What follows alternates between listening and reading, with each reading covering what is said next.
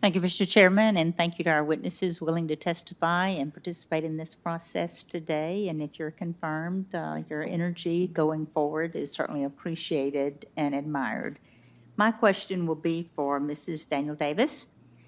As have already discussed, and most of us are aware of, federal onshore and offshore oil and gas leasing has been under attack from the Biden administration moratoriums. For offshore leasing, there is still more to be done in order to fully comply with the Outer Continental Shelf Lands Act and to ensure that the 5-year plan is completed before a quickly approaching deadline that we've discussed. The Gulf of Mexico is vital to our nation's energy security by providing approximately 20% of Americans' oil and natural gas production.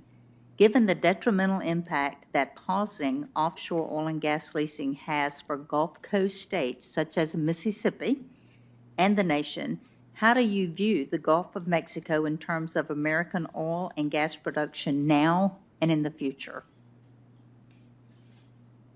Thank you so much, Senator, for that question. And I do want to note, and as you know, that leasing has moved forward with the next Gulf lease sale.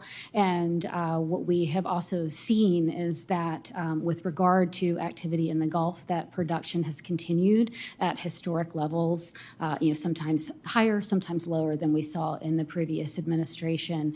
And I think it is certainly accurate that the Gulf of Mexico oil and gas activity is sort of the locus of offshore activity in America. And I think I'll sort of refer to what the Secretary said one of the times, or maybe more than one of the times she appeared here, that oil and gas is going to remain a part of our economy for some time. Thank you. And while serving as Chief of Policy and Advocacy at the National Wildlife Federation, you stated, the wildly popular Land and Water Conservation Fund is America's most successful and effective tool for keeping nature and wildlife within reach for millions of Americans. As I am sure you're aware of, the primary source of revenue for the Land and Water Conservation Fund is from federal oil and gas leases on the Outer Continental Shelf. If confirmed, how do you intend to ensure continued funding for important conservation efforts like LWCF when moratoriums restrict energy production and correlating royalty payments to the federal government? Thank you, Senator, and I stand by those words and really the importance of the Land and Water Conservation Fund and making wildlife and special places available for our kids and grandkids.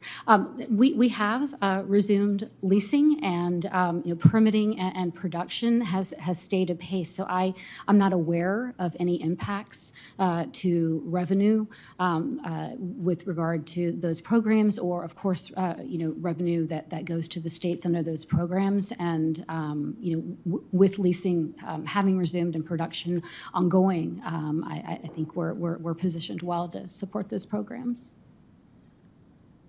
And my third question, as my time is dwindling, Congress enacted the Outer Continental Shelf Land Act primarily to facilitate the federal government's leasing of its offshore mineral resources and energy resources. In this law, Congress stated expressly that offshore resources should be made available for expeditious and orderly development.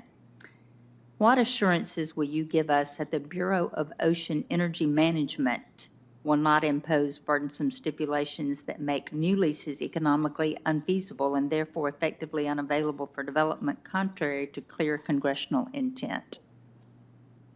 Thank you very much, Senator. And I think what I would say is that, that my management approach is to always be sure that the actions that I'm taking and that bureaus are taking that I might be overseeing are in compliance with the law.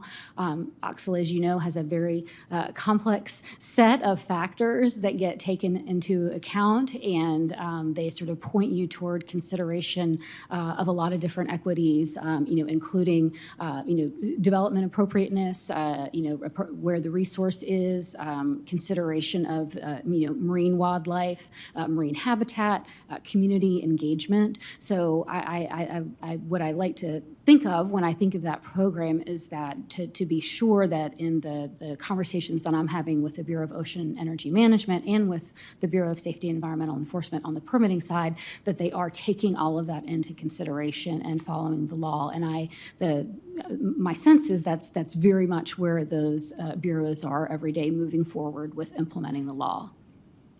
Thank you for that. Thank you, Mr. Chairman, Madam Chairman.